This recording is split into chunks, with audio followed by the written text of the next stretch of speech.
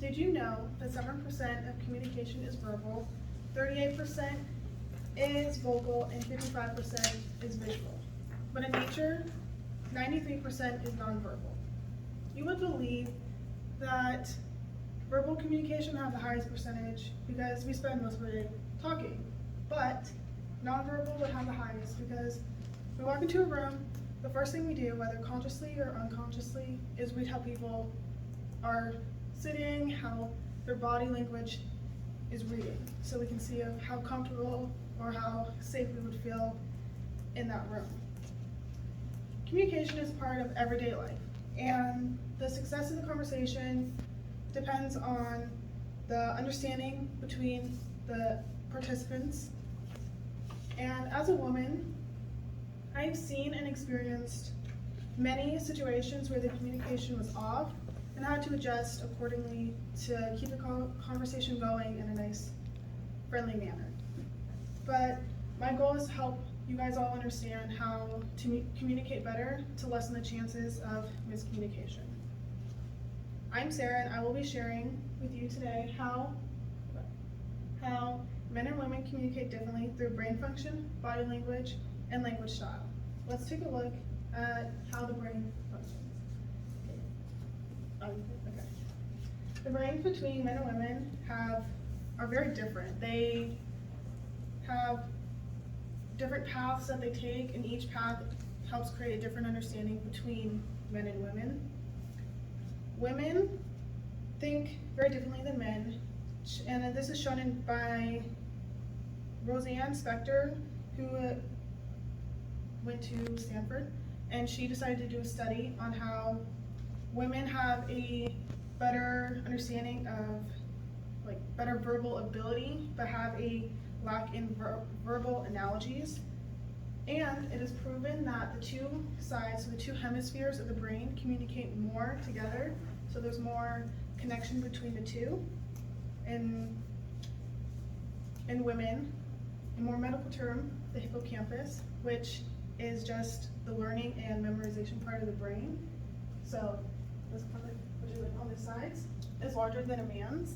And so this makes it very different from how men retain information, because we, as women, retain things and memorize things and learn from things way different than men. So our understanding of things are going to be way different.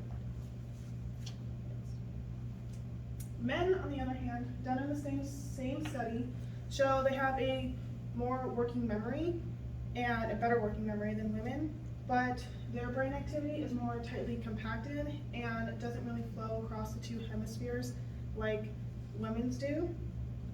But they do have a larger part of the brain that is associated with emotions and recalling experiences. So each person creates their own point of view and their own way of viewing the world through how their brain would function between men and women. And with communication, those views are shared to help us understand how those views are different. So, along with how the brain would function, body language is also a big part of communication. Because communication is not just about talking, it's also about how reading people's cues and understanding them effectively. Women tend to understand other women's cues more than men's, which you think would be obvious, but most people don't tend to realize that. Bailey Brockett from the University of Idaho said that men will often mistake as women's cues as flirting by blinking, tilting their heads, holding eye contact, even if other women would see that as showing their authority or discomfort or just moving hair. Men, on the other hand, will tend to express their authority through dominant stances, while women don't feel they need to express the same way. But men want to take up as much space as they can to prove that they're more dominant. Now, through looking at the brain function and body language, The main difference is communication, like style, language style. Men tend to talk in a more report style, which is just getting to the point, to the facts, not really adding personal connection or personal feelings into it just to solve the problem.